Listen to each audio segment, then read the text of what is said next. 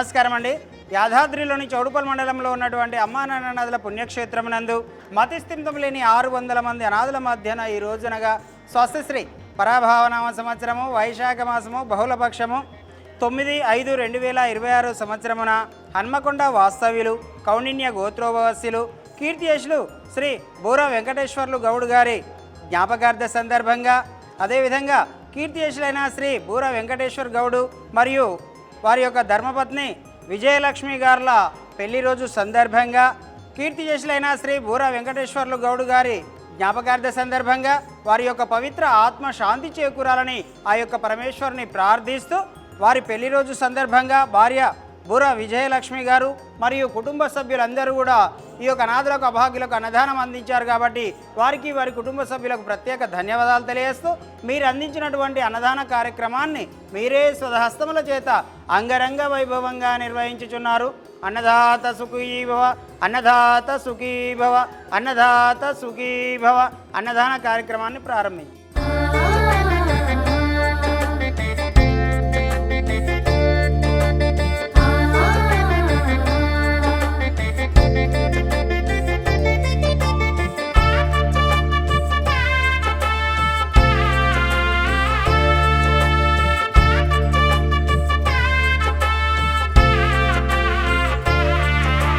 శ్రీ పుణ్యలింగేశ్వర శ్రీ మహాపుణ్యలింగేశ్వర శ్రీ పుణ్యలింగేశ్వర శ్రీ మహాపుణ్యలింగేశ్వర లింగాకారము నీవై అఖిలము కాచే ఈశ్వర అనాథనాదులకు రక్షణ నీవే హర హర అభాగ్య జీవుల ఆకలి తీర్చే అభయంకరా.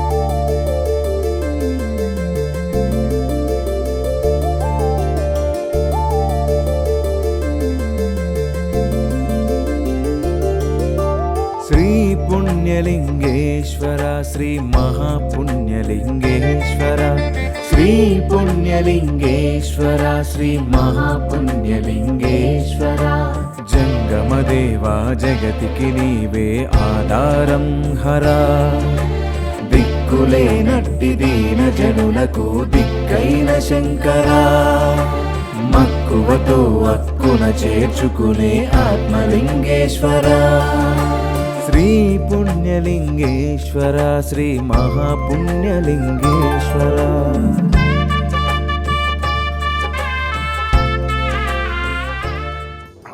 హనుమకొండ జిల్లా గోపాలపురం వాస్తవ్యులము.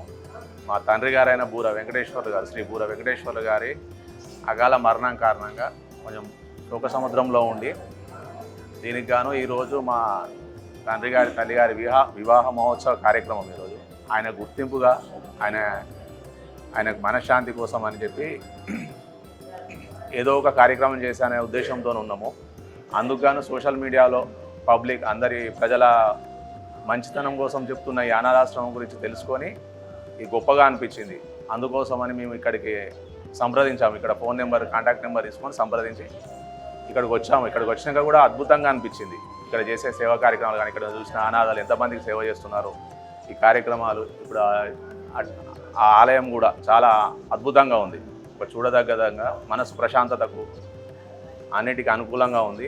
ఇక్కడికి రావడం ఈ అన్నదాన కార్యక్రమం ఇంత అనాథాలకు అందరం కలిసి ఈ మహాప్రసాదం సమర్పించడం చాలా ఆనందంగా ఉంది. మా కుటుంబానికి కూడా మంచి ఆశీర్వాదం లభించాలని కోరుకుంటున్నాము.